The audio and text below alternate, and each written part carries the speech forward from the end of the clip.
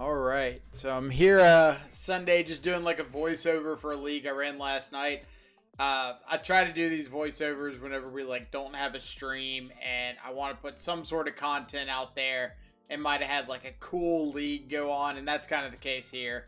Had a league happen with this Jun list. Just wanted to share it, share what happened, what made it interesting, some of the funky choices, which I'm sure you can already tell if you're looking at it or looking at this terrible list.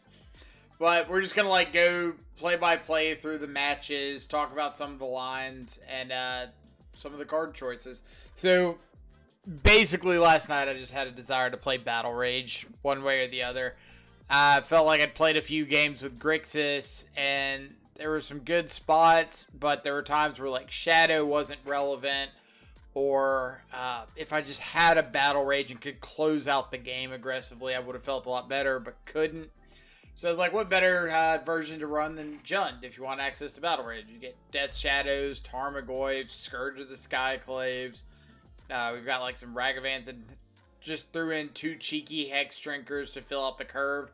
It's great for enabling Scourge on turn 2 if your opponent doesn't interact with it. Took out all of the Unholy Heats. I'm kind of taking the approach of my playing against Murktide is to get a big Scourge down and swing into it. Like, you got to deal with it. Cut down to 1 Kroxa and cut out the Ren so I can fit the playset of Street Wraiths in here. Oh, sneeze. Yeah, we're alive. Basically, the Street Wraiths are in here over Gigantha in the sideboard. I didn't feel like Gigantha was carrying its weight, so Street Wraith helps me enable Shadow and Scourge a little bit better, more consistency with Battle Rage, like finding my Battle Rage. So, decided to give it a shot. The rest of the Jund shell's pretty stock at this point. We've got like Inquisitions, Thought Seizes, the Battle Rages, Lightning Bolts to be able to be more aggressive, go face, hit myself to grow a Shadow, hit them to grow a Scourge. The one gut shot in here is a little fun of that I just wanted to throw in there to try out. Basically a great way to kill opposing Ragavans and be able to play my own, or be able to kill a Ragavan plus have like a hand disruption spell on turn 1. So I wanted to see just like if it was worth exploring more. Can also have those situations where you gut shot yourself with a Shadow out and grow it by 3 for free. So we'll see how it goes. I mean, I know how it goes, but y'all will see how it goes. So let's move this over here. Get the first match up.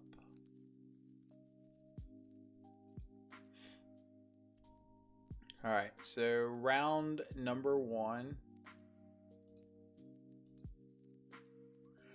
Opening hand, pretty good. We're on the play. I've got the Bolt Myself, double Shadow on turn 2 line. I've got the Bolt Them, play a Scourge on turn 2. I've got interaction for guys. I could go like Fatal Push, a 1-drop, untap, Bolt Myself, Shadow. If I find a Thought Seize or a Street Wraith or something like that, I can just play out double Shadow on turn 2. So, a lot of potential options. The important thing is we've got like interaction and we have the ability to get our threats on board. So, Wooded Foothills. We're only running basic Swamp in this list. So, typically you want to save your fetch that can get your basics as late as possible. So opponent's got a Scalding Tarn, which makes me think it's probably Murktide. So the thought here is the math sequence. If I fetch, shock, bolt my opponent, I go to 17, they go to 17. I go to my turn, fetch, shock, play out a Scourge. My Scourge is a 3/3, so it already dodges Unholy Heat. And if they have to fetch or shock in to try to bolt the Scourge, then it dodges Lightning Bolt too. So a Scourge on turn 2 that dodges both Lightning Bolt and Unholy Heat and can attack into like a Ledger Shredder seems like a pretty good deal to me. Because ultimately, my life total is going to be low enough. I just need to get their life total a little bit lower so that Scourge doesn't die to a heat with Delirium. So that's what we're going to roll with. Bolt them, play Scourge. They fetch up basic island. So the initial thought's like Spell Snare here, which would have been a little unfortunate because I would have just thrown away the bolt to enable this Scourge, and then if it gets Spell Snared, then I'm just sitting here like waiting till next turn to play out 2 shadows that are only 2/2s. And alright, so basic island. Second basic island makes me think Counterspell, and I see they ditched a Force Negation to the Consider, so I have to assume this is some sort of control list. Scourge cracking in. So like cycling the Street Wraith pre-combat doesn't do anything since Scourge is at that moment limited by their life total. Drawing Thoughtseize is fantastic because now either I get to take the counterspell or bait the counterspell.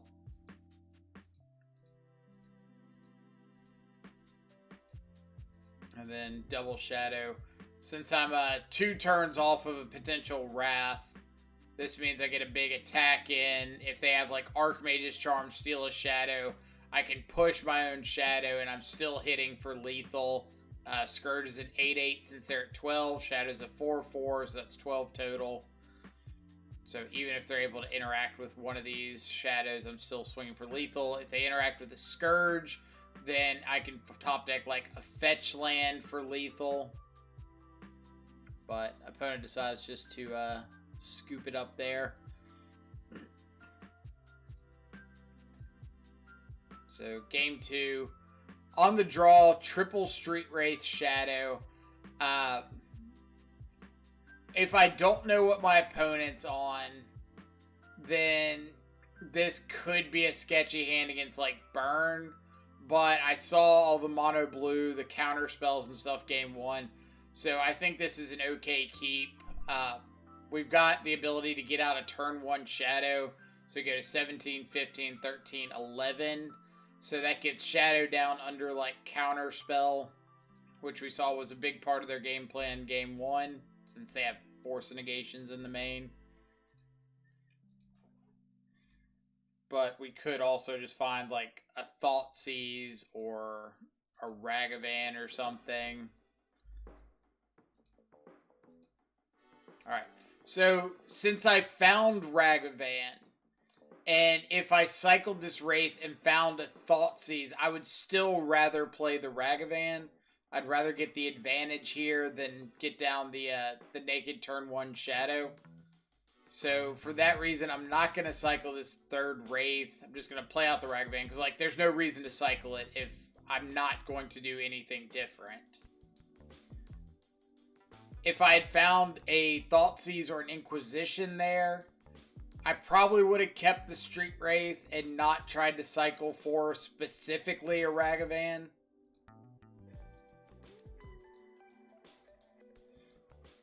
Alright, so now we see red, so it makes me think this is in fact Murktide.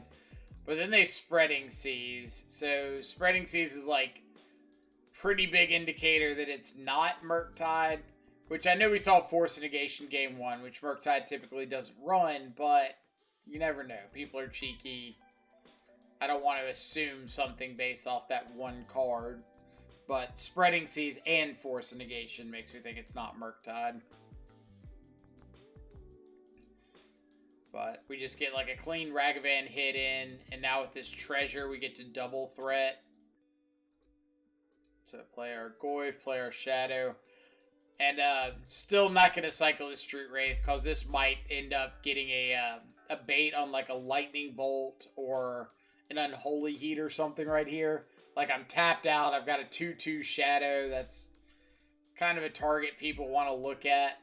Plus I've already cycled 2 Street Wraiths, so what's the odds that I have a third? Starting off with Opt is fantastic for me, because that means no Archmage's Charm to steal my Shadow. And oh look, it's a Lightning Bolt. So we're going to save our shadow, and opponent's going to scoop to that. So that is 1-0. On to match number 2. So still not 100% sure what my opponent was doing there. With like spreading seas and force negation, I kind of assumed some sort of Jeskai control since we saw the hallowed fountain there at the end. But I don't know if there was something more more complicated than just like generic Jeskai control. Alright, so here I decide I'm going to kind of like test the boundaries. I'm on the draw. I've got double Street Wraith and a Gut Shot. So like I can get a turn 1 Shadow down if I find a land, or I've got the Ragavan. I've got the Thoughtseize. So like in a big tournament setting, I would not keep this hand. But just messing around in the leagues, I kind of want to see like what's the best that can happen. So opponent plays turn 1 Flameblade Adept, so some sort of Hollow 1 deck. We whiff on the land, which is super rough, and then Gut Shot doesn't kill this Flameblade. So we're kind of relying on like our opponent hitting us for a chunk here. We find a land, we get down Shadow. This does have Menace, which is problematic, but we can only deal with one thing at a time, and our one thing right now is finding a land. So, Insolent Neonate into Azmarano, Mordekaiser to Nakuldakar, as one does in Modern. Hit me for 2, which means if I find a land, I could get a shadow down. We do not find the land, so I believe I end up just scooping it up here.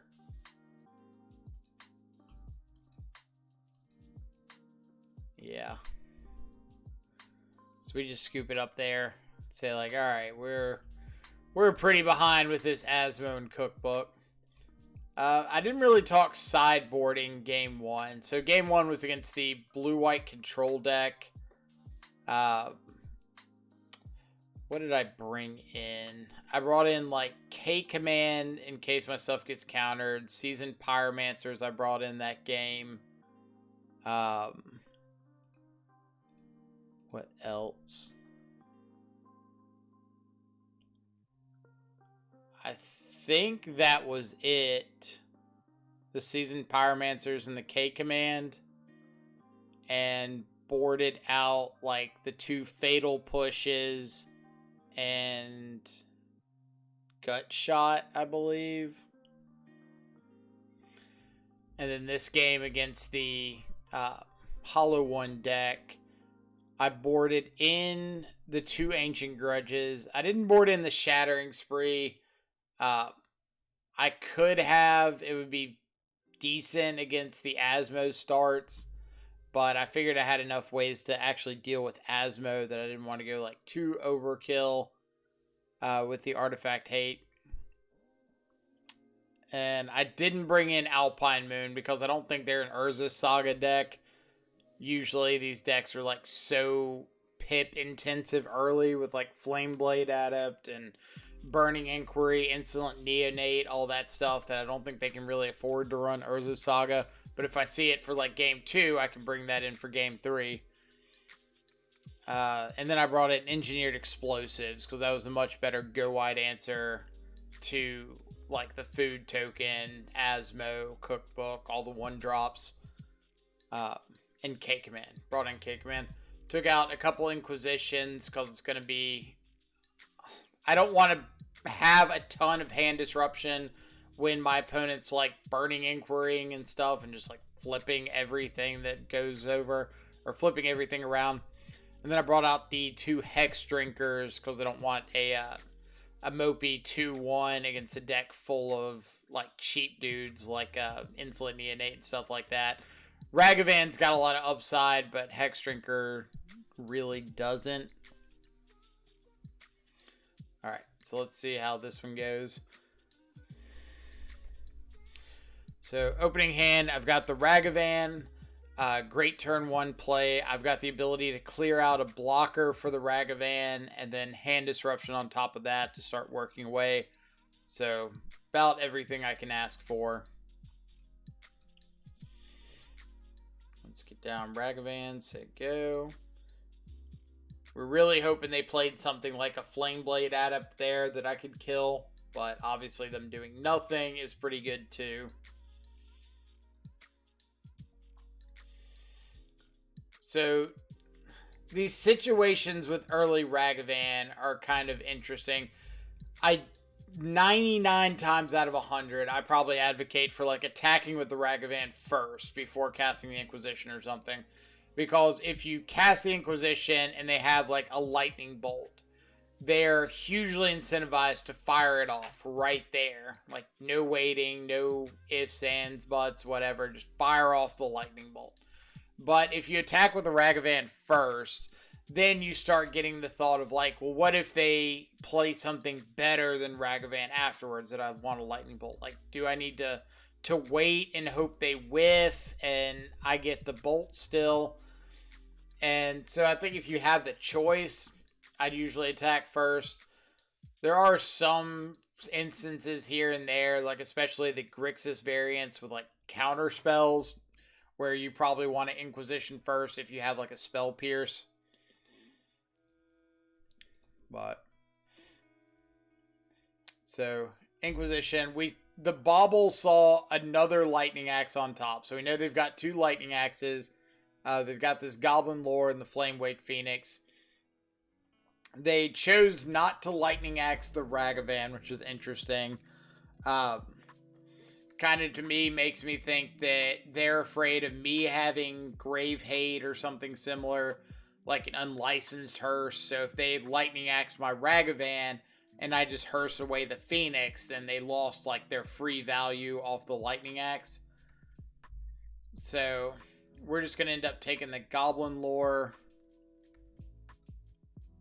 And we're not going to play out anything else here. Which obviously we can't play a Shadow here. But so they've got the double Lightning Axe, Flame Wake Phoenix, HollowVine. We're just going to like keep attacking if they're going to let us attack. So. Alright, so now we've got some options. We could like fetch Shock down to 13. Shadow off the Peatland down to 12. If they go for Lightning Axe on the Shadow, we can double Lightning Bolt ourselves and make it so they have to spend the second axe. But I think that's really overkill. Like, I would rather get into a situation where they go Lightning Axe the Ragavan, Lightning Axe a second card, play HollowVine, trigger the Flame Wake, or we get to, like, double bolt the HollowVine before the Flame Wake comes back.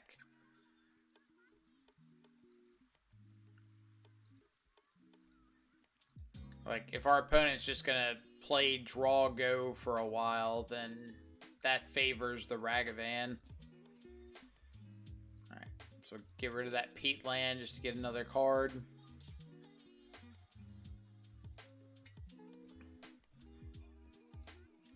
Alright.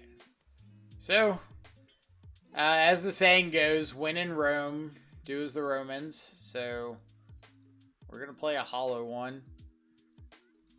Now we get into the situation of, like, my opponent can Lightning Axe, play HollowVine, get back Flame Wake Phoenix. But I'm still in that position where I can, like, Fatal Push the Flame Wake, double bolt the HollowVine, and have a Shadow. So I don't feel like I'm just out of it. But instead, they Lightning Axe once, play the HollowVine. I'm guessing they're trying to save the second Lightning Axe for like a Shadow or something. So I started thinking about like double bolting the HollowVine, get the Ragavan attack in, and then maybe play a Goyf or something. But because I drew the second Ragavan, I think I'm just going to attack in. I'll take this trade with the HollowVine if they offer it up. It's kind of like win-win. Like, if they take the block, I'm trading off Bolt Ragavan for HollowVine, but I have a backup Ragavan. If they don't take the block, then I just get a Ragavan hit in, which is great for me. So we'll kill that. Play Goyf, play Ragavan. I could play the Shadow, but again, I know that they have the Lightning Axe, so I don't really want to go overkill and play that out. They're going to Vengevine here, which is great by me, because, hey, that means I get... or Vengevine to Flamewake is great for me, because that means I get a bigger Shadow down.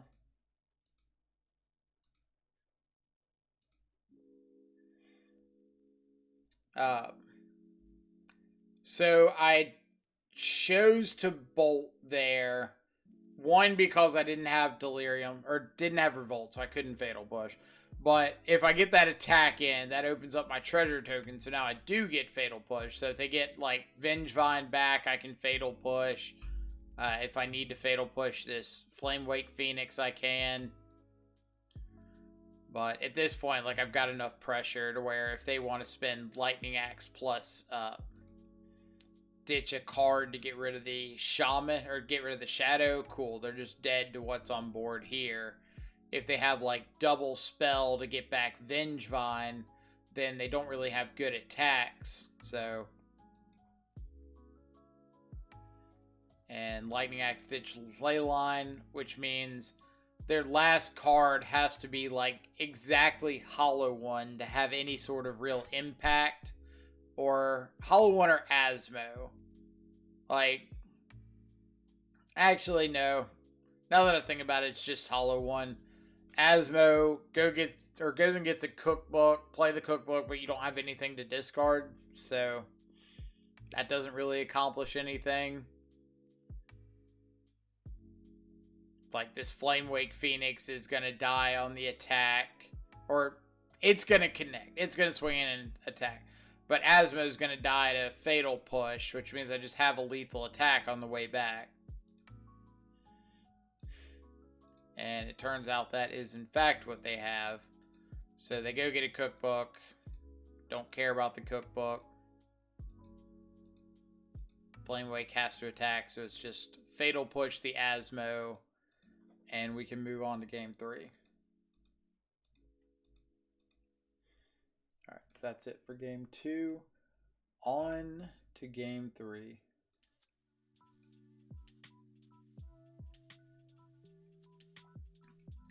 Don't believe we made any real changes in the sideboard plan. Nope, just ran it back. Actually, no, I took out 2 Street Wraiths for...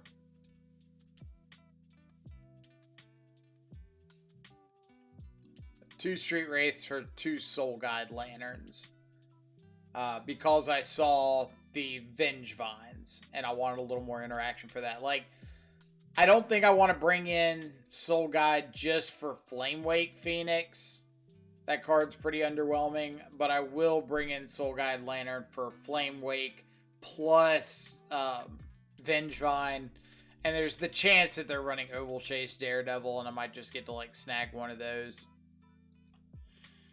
Alright, so hand is decent. We've got the turn 1 Ragavan that can attack into pretty much anything. We've got Thoughtseize. We've got our Soul Guide Lantern.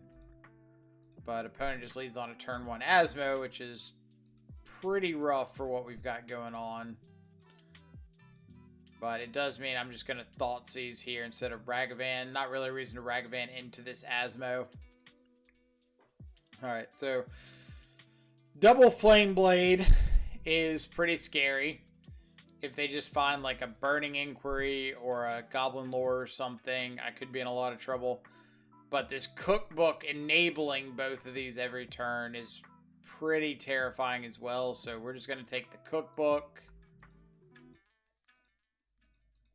And if opponent swings in with Asmo here, we know we're going to have a turn 2 Shadow or turn 2 Tarmogoyf, either one. But we're going to go for the double dudes. So if they swing in something like this, we just get to double up our blocks. They don't have anything at instant speed that could grow the adepts outside of like more street wraiths. But the likelihood of them finding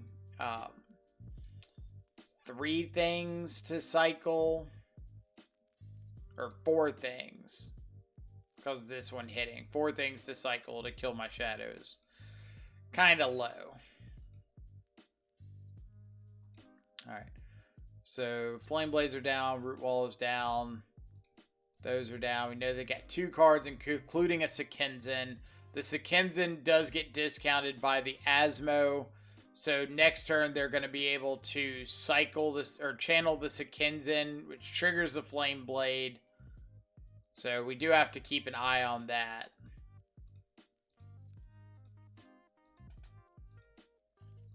And we're just going to go ahead and get Soul Guide down. I think we exile the Flame Blade Adept because we have a creature in our yard, so we're not shrinking Tarmogoyf. And we're just going to hold our ground, see what happens.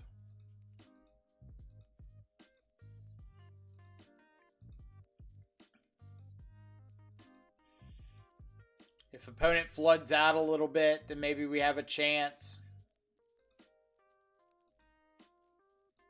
Street Wraith, not the greatest draw in the world. So now we've got to keep an eye on, like, if they go... this was terrible, terrible luck for us. We Croaks of them, 2 cards in hand. We know one's a Sekenzin, the other one ends up being a Blazing Root Walla. So they just get a free dude off of this Croaksa trigger. Which is obviously not ideal. But now they've got, like, if they want end of turn Sekenzin, 6 bodies, potentially 3, 4, 5, 6, 7, 8, 9, 10, 11, 12 damage coming at us. So if we block like Shadow on Asmo, Goyf on a Root Walla, we're taking 1, 2, 3, 4, 5, or 1, 2, 3, 4, 5, 6, and going to 1, which not the ideal amount of damage to take.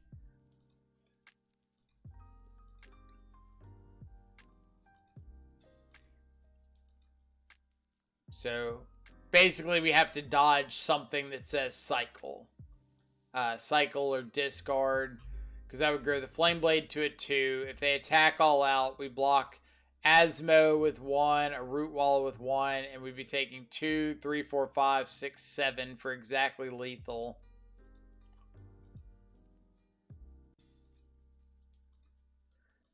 And that is a cycler.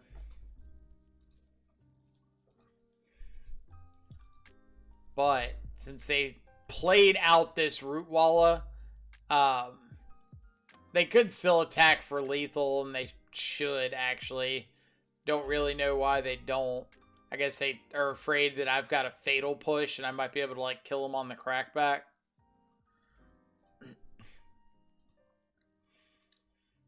So Ragavan just like resets the counter here, because now instead of having 1 more than lethal, we've got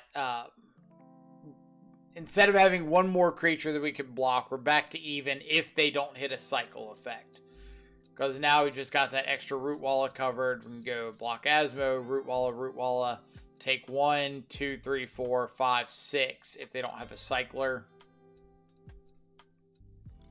But we obviously don't have attacks in any meaningful way. They draw a mountain, so the hope here is that they're not going to attack since they drew the mountain. And they don't.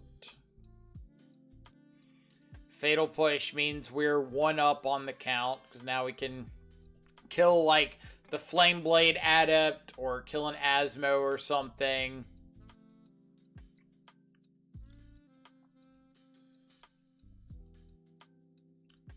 Goblin Lore is terrifying. So luckily, their ditches off the Goblin Lore are another Goblin Lore. And they do have the ability to get back this Flame Wake Phoenix now. So we're going to have to Fatal Push before we go to combat, before the Flamewave Phoenix gets triggered. Which leaves them with no good attacks now. The draw of the century. So this is why we're playing Temur Battle Rage in here. If we were playing like Grixis, we've got like no chance whatsoever of winning this game. But because we're playing Temur Battle Rage, we have the potential of killing our opponent here. They've got one card in hand. So I have to make the decision, am I going for this? Can I afford to not go for this here and give my opponent more draws? And I think it's a no. And I probably spent like 15 minutes, it feels like. Not actually 15 minutes, but a while going through the combat math here. And ultimately what I decided was, if I decide I have to go for it, I have to Thoughtseize first. Because if I don't, and I attack with two guys, there's no way that they like take or block the shadow and take the Tarmogoyf. Doesn't make any sense for them to do that. So they're going to throw a chump block on both the shadow and the Tarmogoyf. And if that's the case, Battle Rage plus Street Wraith doesn't kill. So I need to make sure this shadow can potentially present lethal by itself. So if I'm going to do that, I need to Thoughtseize and go to 5. And this opens up 2 possibilities. They respect Battle Rage, they don't respect Battle Rage. If I go to 5 and I attack with the shadow and the Tarmogoyf. So Shadow's an 8/8, Tarmogoyf's a 5/6. If they put 1 toughness on Shadow, then I've got Cycle Street Wraith, Battle Rage, kill.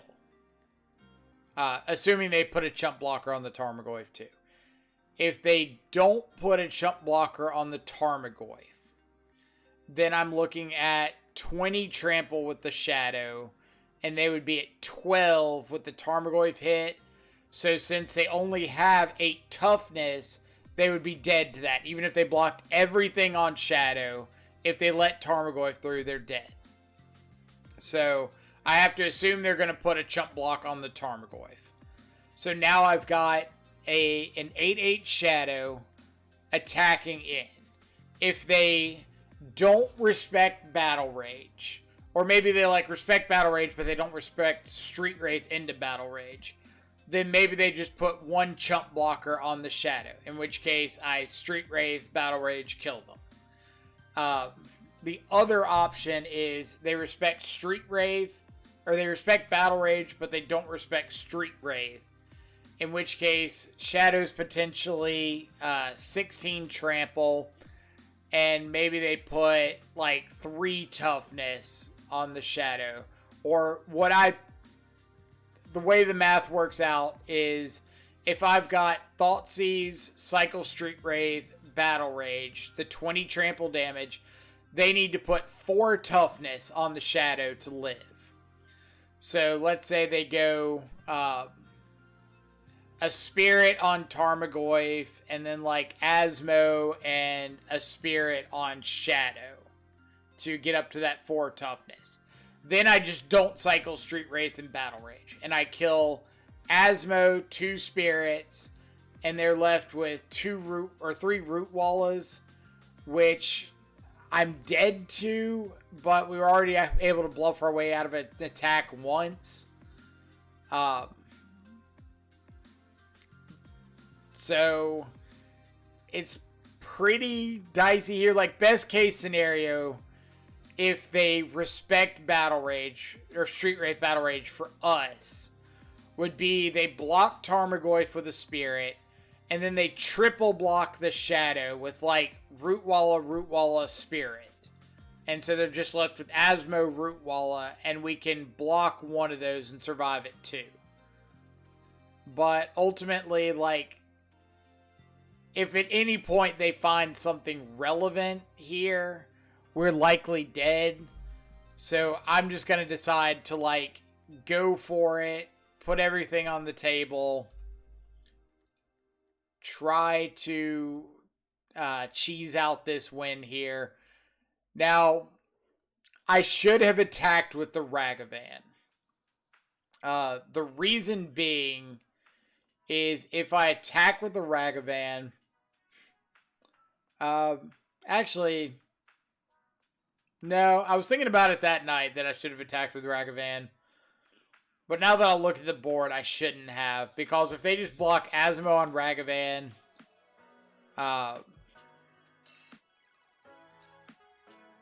or... No, attacking with Ragavan is right. Because if they block Asmo on Ragavan, Spirit on Tarmogoyf, quadruple block on Shadow to survive, then I wipe their entire board outside of Asmo. I don't cycle Street Wraith, I don't Battle Rage, I just wipe their entire board outside of Asmo. And then I've got like a pretty easy path to lethal next turn if they don't find like a Vengevine. Holding back Ragavan means they still have big block on Shadow. So like Asmo, Root Wall on Shadow, Spirit on Goyf, or Asmo, Spirit on Shadow, Spirit on Goyf. Attack back with the 3 Root Walls and I'm dead. So, yeah. I think I should have attacked with the Asmo. But either way, we attack with the Shadow. Hopes and prayers. Opponent puts a single Spirit on the Shadow, which means cycle Street Wraith, Battle Rage, and we kill. That Fatal Push didn't matter. Like, if we'd cycled the Street Wraith before we Thought Seize, then opponent, like, probably takes the 4 block and kills us on the crackback, but... because we decided to Thought Seize first and not cycle Street Wraith, I think that was a big part in catching us that win. Alright, so round 3. Typical Ragavan into Goyf hand if we can find a green source, or we've got like interaction for an opposing Ragavan. Seachrome Coast into Esper Sentinel. Typically means hammer time. So, we could Inquisition there and just give them the free card.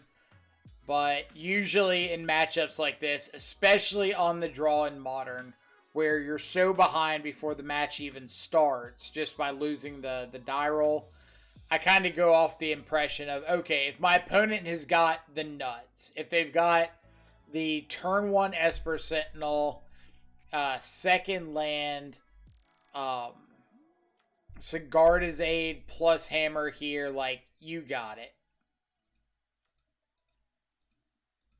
And attack with Sentinel means like 100% hammer.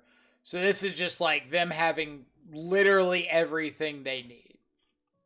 And I will scoop to that 9 times out of 10. Like, Modern is too many high upside decks and high upside plays to not accept that you can't beat some of these hands.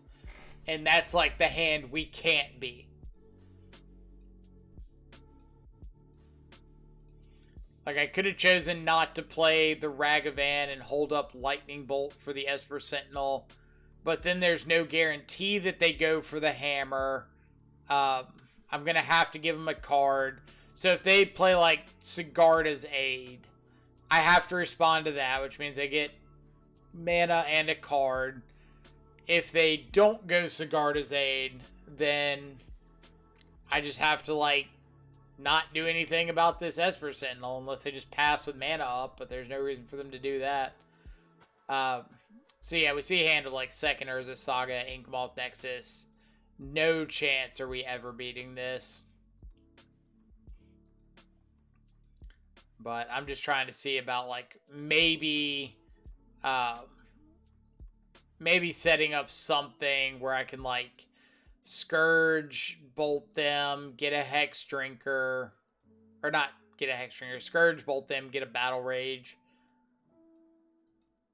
But if Saga just gets Shadow Spear here, then we're dead. And there we go. So yeah, just dead to that on board. Let's go to game 2. Sideboarding against Hammertime. So brought in like Shattering Spree, K Command, the Ancient Grudges. Brought in EEs. So 2 Ancient Grudge, Shattering Spree, Alpine Moon, K Command, 2 EEs, and the 2 Turoks. So brought in 9 cards over a Scourge that's pretty bad against Sanctifier on Vec, pretty bad against Shadow Spear. Boarded out a couple Street Wraiths, a couple Thoughtseize because they empty out their hand pretty quick, and then Street Wraith against the aggressive deck can be a liability. A couple Ragavans and the Hex Drinkers. Hex Drinker is probably a little bit better than Ragavan just because it can attack into Sanctifier on Vec. But being on the play, I'd rather have Ragavan. On the draw, I'd rather have Hex Drinker. Like a turn 1 Ragavan, clear out a blocker and get through is a pretty impactful play.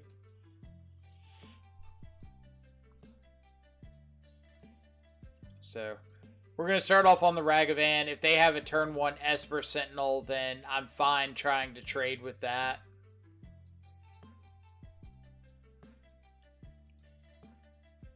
Alright, so the double Ornithopter start with nothing else makes me wonder if they have like Blacksmith skill and they're going to like block and pump, in which case if they block with Ornithopter, I'm like dead reading Blacksmith skill. But then they don't, so we're going to see what's going on. We see a hand of a hammer, no way to equip the hammer, and Urza's Saga. So Thoughtseize doesn't really do anything for us here, unfortunately. It kind of looks like they're just planning on this Urza's Saga running away with things.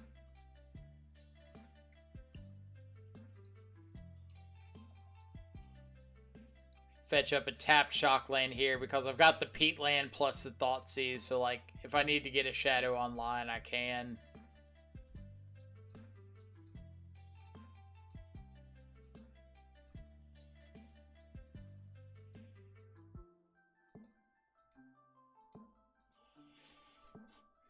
Alright, then we're probably just cracking Peat Land into turn. They've got redraws for days. Yep. So K-Command's really good draw here. So let's see what they've got. Esper Sentinel. I really don't want them to have this Esper Sentinel because it just stands in the way of Ragavan pretty well. And at this point, like, we're kind of in the mid part of the game. I don't have anything going for me. I really want this Ragavan, like, living and getting attacks in. So I'm going to end up K-commanding here, killing this Construct, making them ditch one of these extra lands, just so that I can hit them and get this Esper Sentinel.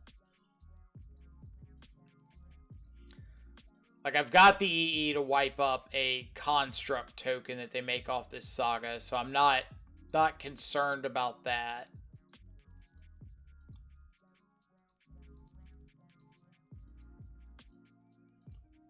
So they get Ginger Brute and decide to haste that up, which is fine.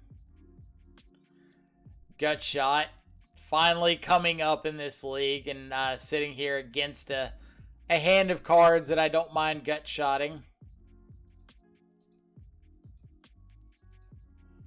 So we're going to do this just to be able to get our attack through. We've got Gut Shot for the Ginger Brute in case they find like Sigarda's Aid, Hammer, or something like that. So we don't feel too bad. Canopy's down, Sentinel's down.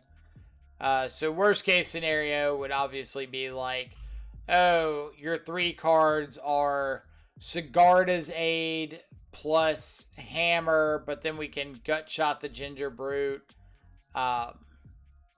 Something like that. So I guess actually worst case scenario would be if your 3 cards are Pure Steel Paladin, Hammer, and a way to enable metal craft so they could like strap up the hammer onto the Pure Steel Paladin. Huh. Well, at least they don't have the hammer. That's not any better for me. Do get to draw a card off this Esper Sentinel, which is nice. So we'll let the hammer go, or let the Shadow Spear go because they can't equip it yet. If they had a land, or if this land was an Ink Moth Nexus, and they could animate itself and then go to equip the Shadow Spear, I could at least kill the Ink Moth. And I might be able to find a way to interact or to deal with this.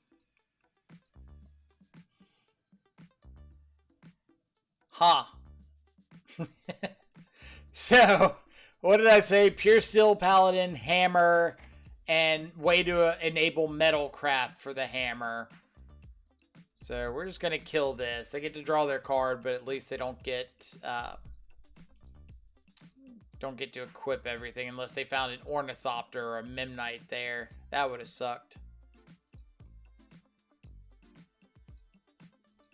But we draw Shattering Spree. Looks pretty good right here. Alright, so I'm attacking with both because if they block this Esper Sentinel, I'll just Battle Rage it, trade off with the Pure Steel Paladin, and then be able to kill all their stuff. But it's pretty clear they value the Pure Steel Paladin, and they think this attack is representing something. Which, I mean, we just showed them Gut Shot, so it could be another Gut Shot, it could be a Battle Rage, but they're probably not playing around that. It could be like a Wrenn and 6 down tick. Alright, so it takes me like 30 minutes to figure out how to cast this Shattering Spree for the right amount. Like, embarrassingly long amount of time. But eventually we figure out that it just like automatically replicates to 1.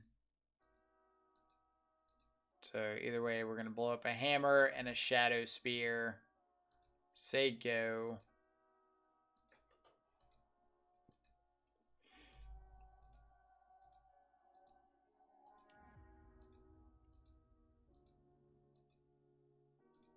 Sanctifier on Vec. Pretty decent against Ragavan. Not quite so decent against Esper Sentinel. I don't know how much I like this attack out of them. Like, obviously it ends up paying off for us when we draw this Lightning Bolt, but I don't know if that attack was necessary. So now we've just got attack with both. We Battle Rage whichever one doesn't get blocked and Lightning Bolt them. Obviously, we would not be playing around a Gut Shot out of our opponent or a Solitude, but they only have 1 card, so we're just going to bolt them. Alright, so that was game 2. Now we've got game numero tres.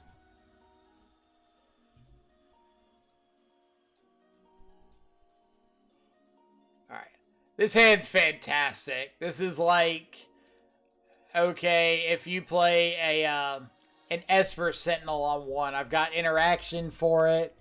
If you play an Urza Saga, I've got it. Like Sanctifier, I can stand in front of or attack through. And then opponent just mulligans down to 4. So I'm like, cool, this is even better. 4 with no 1-drop. So let's see what we're drawing into. I'm down with the thickness. So let's get us a Tarmogoyf that attacks through a Sanctifier really well. And all I can think right here is please, please, please, please, please, opponent, play an Urza Saga. I love you. I love you even more.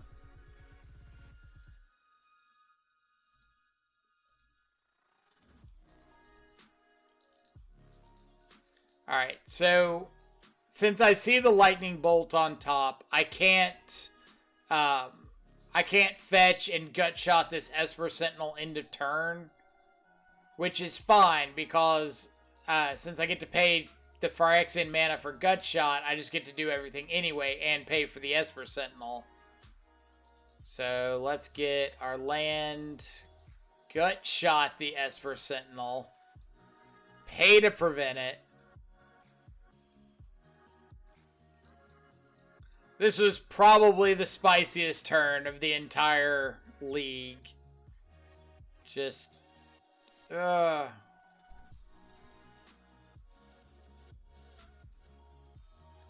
they end up marching the, what's it called? Marching the Alpine Moon, which makes me think they have another Urza Saga. So what we're going to do is get down Tarmogoyf so Goyf can attack in next turn. Get this Scourge pretty chunky. Stoneforge Mystic is a little bit scary. Like if they get Shadow Spear here, it could be awkward. If they get Hammer and find a way to equip the Hammer, it could be bad. But they end up just like Cauldron checking me. Which obviously we've got a pretty good answer to that. And that's kind of the fun part of some of these matches is your opponent sitting here thinking like, okay, they can't beat Cauldron. Like if I get Cauldron down, that's just like an unstoppable force that they can't attack through, can't block profitably, whatever. And it's like, yeah, you're 100% right. I cannot beat a Cauldron that's resolved and on the battlefield. But I can beat a Stoneforge Mystic all day long. So, I'm not even going to worry about that Cauldron. I'm going to worry about the derpy little dude on board. Alright, so Sigarda's Aid just means that they have sealed the deal for us. Because now we just get to attack and have K-Command for lethal. So let's go 2 to them, make them discard this here Cauldron, and we get through for lethal. So cool. Starting 3-0. Match number 4.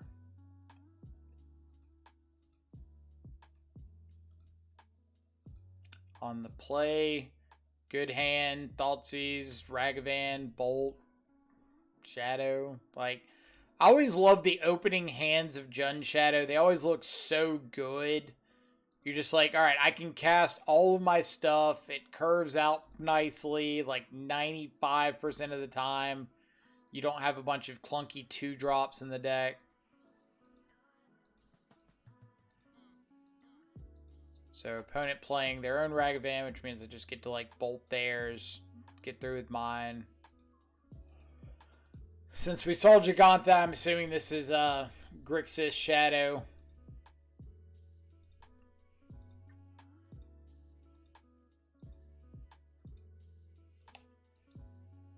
So let's Thoughtseize, see what we can figure out. Alright, so Shredder's like best card in hand. And if I could replay this game, or Shredder's the only card that like keeps the rest of this hand functioning.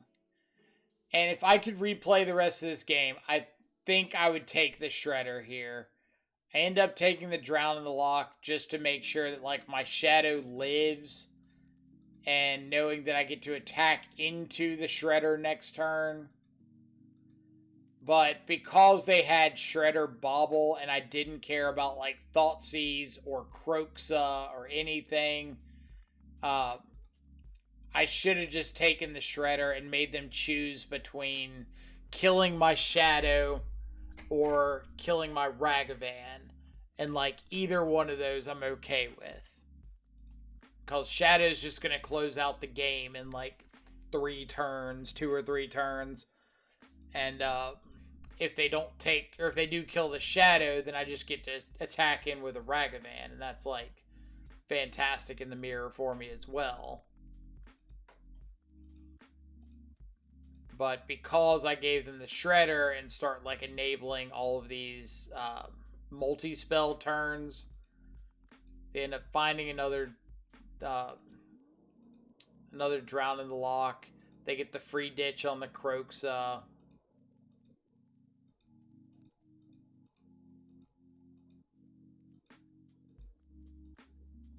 Then I should have just held on to that Bauble there so they didn't get the Connive.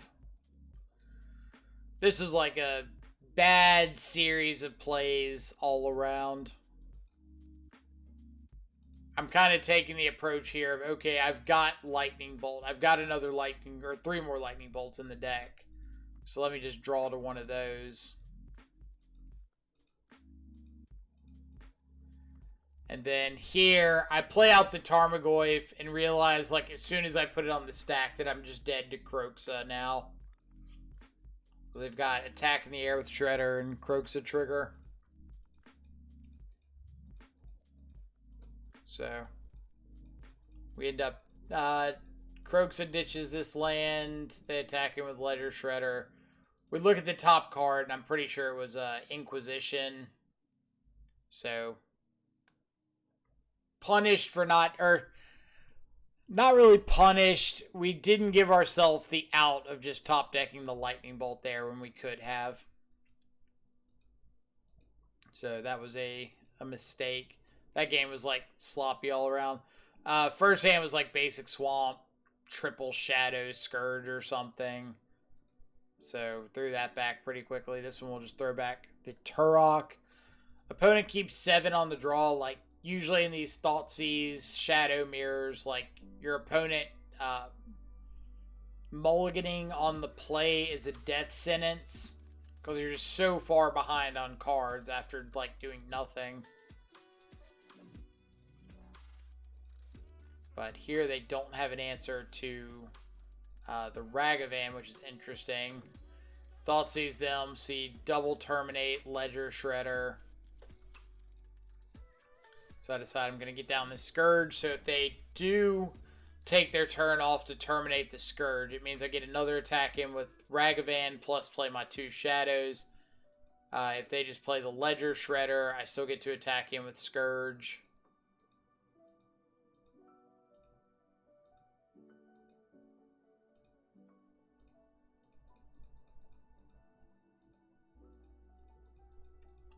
So here they can go Shadow plus Terminate.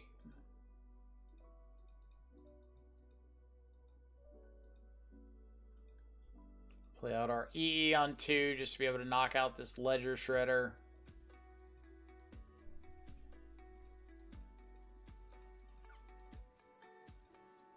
Then this is like worst case scenario for us is them just gumming up the board more. Fortunately, they don't have Delirium.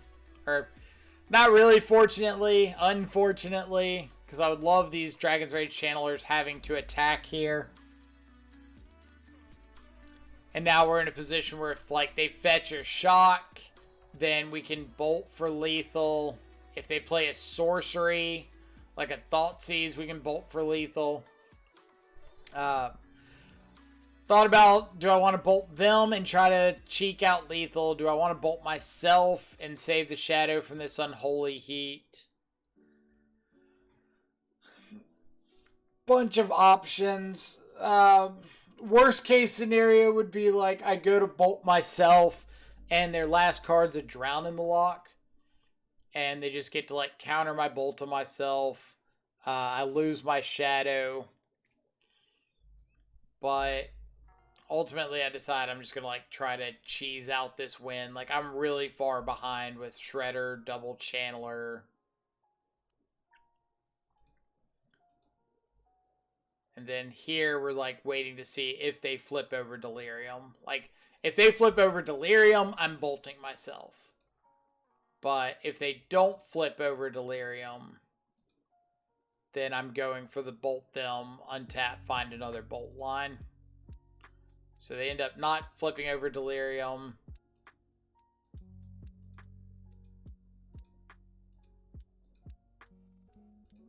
Have to make a block. Thought about EEing, blowing up this Ledger Shredder and just taking 9. But I don't think I have anything in my deck that can punish the 2 untapped Dragon's Rage Channelers. So I end up having to just chump block the Shadow, bolt them to try to go for the lethal. Again, I've got 3 more Lightning Bolts and a Gut Shot in the deck that are all lethal. Ends up being Ragavan. We just kind of like dash it in. They block, and that's that game. It won't show the card. The next card was Gut Shot. So the very next card off the top was the Lethal Burn. But either way, we're 3-1. Better than I thought the deck would do.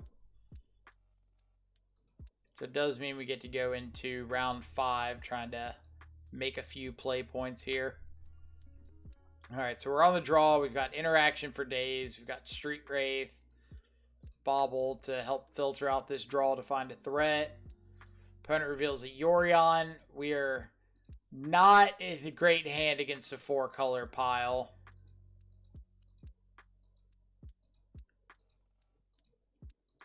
So we're just going to filter off this fetch land, get this Inquisition down. So yeah, we see Ren, Teferi, Vraska, Golgari, Queen, which is not one I would have had on my radar.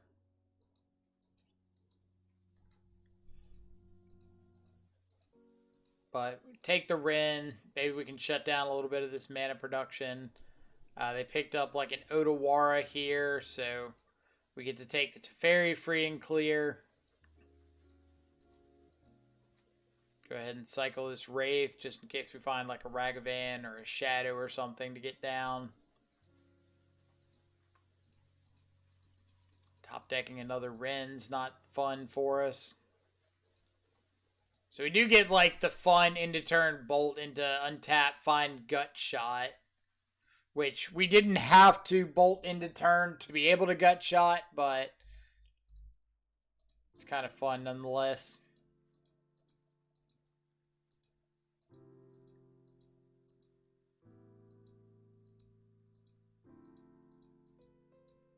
Then the thought is... So, I thought Vraska would come down and just start, like, ticking up on abundant growths. And then they didn't, so that was a little... Like, their mana's fine at this point, right? They don't really need abundant growths. So that's Otawara down, Foothills down...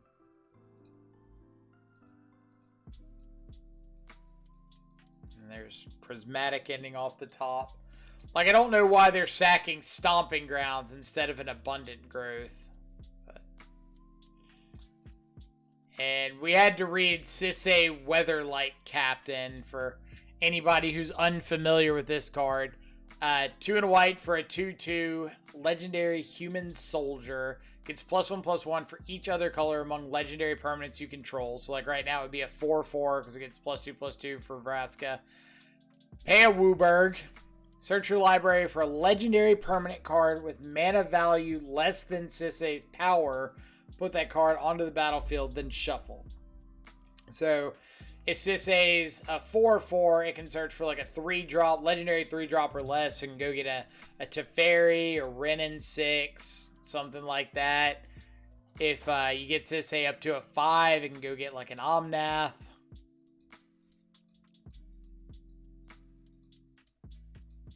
Either way, kind of cheeky.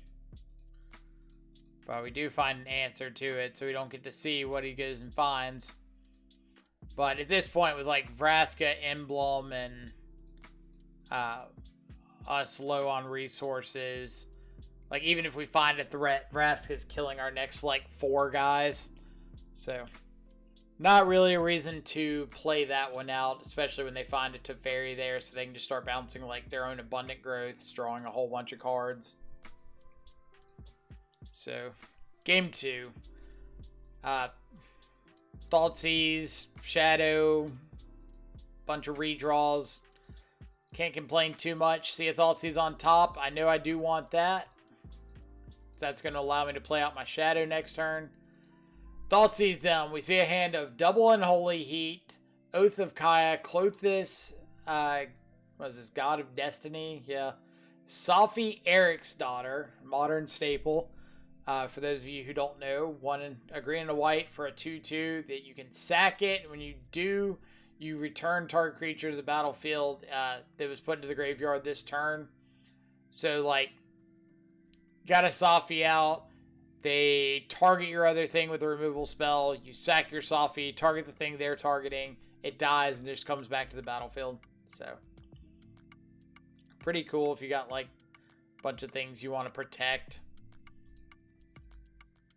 But ultimately, just a janky 2/2 dude.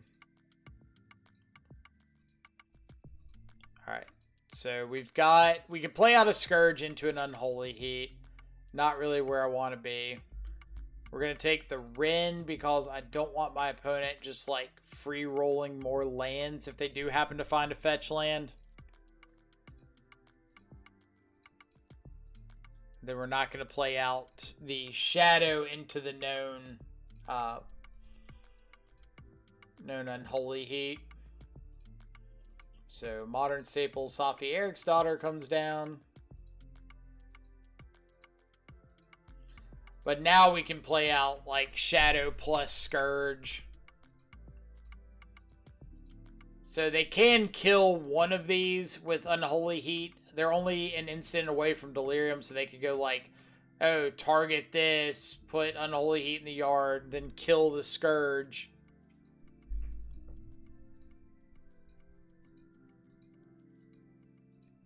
Which, with Windswept Heath, they can still do that, but it's going to put them really big on red sources, because they'd have to get another Sacred Foundry or Stomping Ground here. And that might mess up things like Oath of Kaya.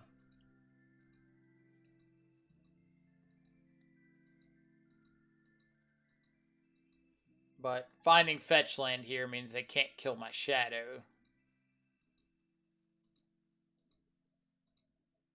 And I really don't want to go... I don't want to, like, fetch and shock and die to something I don't know about. Like, I know they've got this Oath of Kaya for 3 damage. I don't want to put myself in a position where something I'm unaware of kills me when I feel like I don't need to fetch and shock. And we end up stealing that one. So let's go take a look at game 3.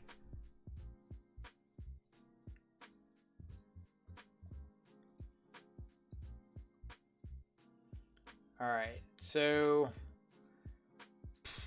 not the greatest hand in the world.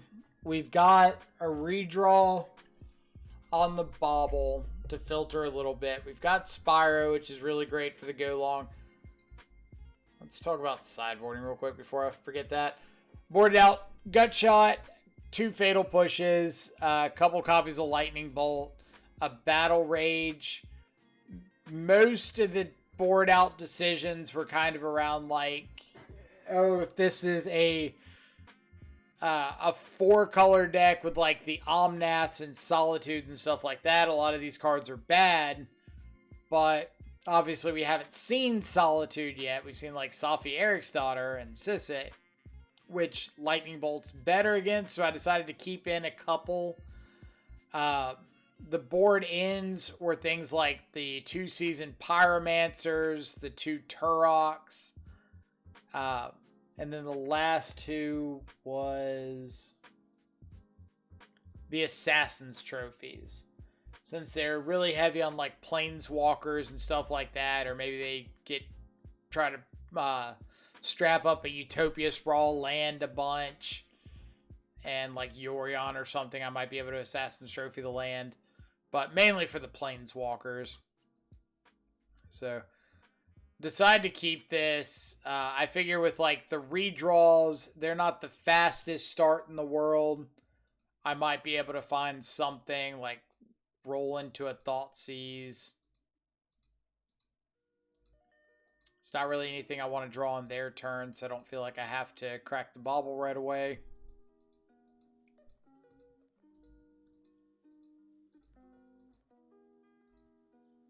Then Street Wraiths are nice for getting down a shadow. Or if I'm able to find a Scourge, that would have been even better. But we decide we're just going with the shadow plan. Street Wraith was a really nice draw, because that means Shadow's protected from Bolt now. Which we haven't seen Bolt, but we've seen Unholy Heat. And we know there's got this Wren here. Also protects from Kaya's Guile. Or not Kaya's Guile. Kaya's Oath of Kaya. The 3-mana enchantment that like comes in and helixes something. So that's kind of what I was expecting here was Oath of Kaya. So then they Abundant Growth. So I'm like, cool, no Oath of Kaya. Ren Ping means this is probably like a Bolt or an Unholy Heat, but we get to cycle Street Wraith, keep our shadow around. Ragavan's fine since we get to attack into that. So I decided to swing at them instead of the Wren. Like, there's a decent chance they've got another land in hand, so Wren upticks not really doing a whole lot. And they haven't shown me any removal that I really respect yet. So I'm just going to try to like get them dead before they do find something a little scarier. Hex Drinker would have been okay, but ultimately, like, I think I just want to get like rocking with Shadow and try to get them dead with that. And Offensive the Foremost, not one I was expecting. So, attack here. We've got options. I should have paused before I played my land drop, because this was kind of an interesting spot. If I play the fetch land, since I've got the basic swamp in my hand, if I want to kick the Turok, I have to fetch and shock. The swamp's my only basic in the deck, so I have to fetch and shock off the Bloodstained Mire to kick the Turok. Which means I'm dead to Oath of Nissa. I'm dead to Lightning Bolt if they happen to be running it. I'm dead to Ren Ping plus Dashed Ragavan. Something like that. But if I play the basic swamp in attack, I can't present lethal. They would have to not block both the Shadow and the Spyro for me to just like have a lethal attack. If I play the fetch land and they don't block the Shadow, I can fetch shock, bolt them, and that makes Shadow lethal. Or if I attack with both and they block the Shadow, then I just get the Anafenza off the board. Spyro gets on.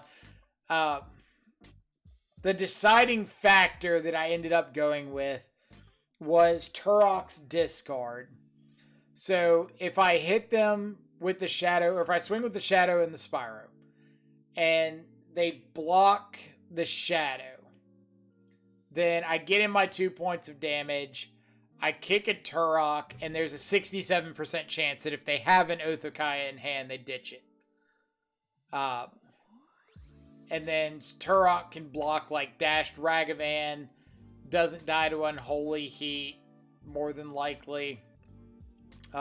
Or if they don't block profitably, like I think I just end up attacking. Yeah, attack with both. If they end up like blocking on the Spyro, then I just get to kill them right here, as long as they don't have a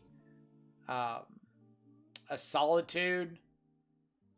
So I make sure I go to damage first before I go for the Lightning Bolt, because if they had a Solitude and exiled my Shadow, then I would want to keep the 4 mana open to be able to kick the Turok.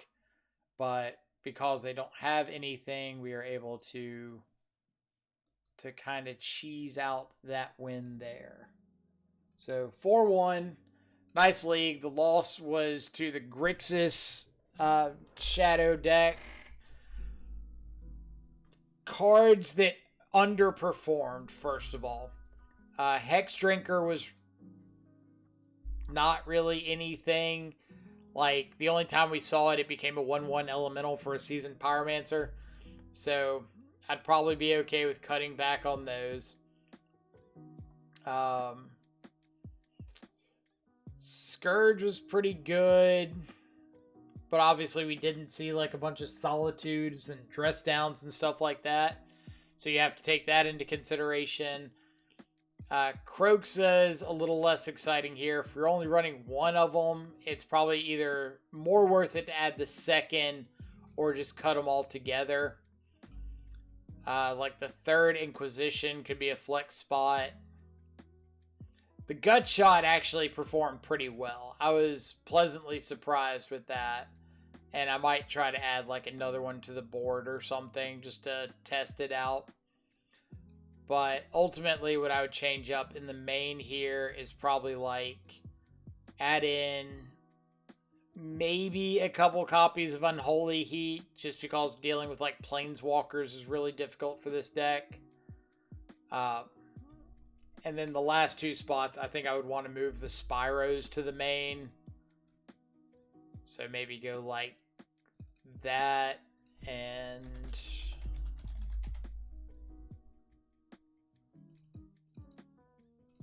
probably something like that in the main. Spyro can like help ditch Scourges late if they're dead. Dig you to Battle Rage, whatever.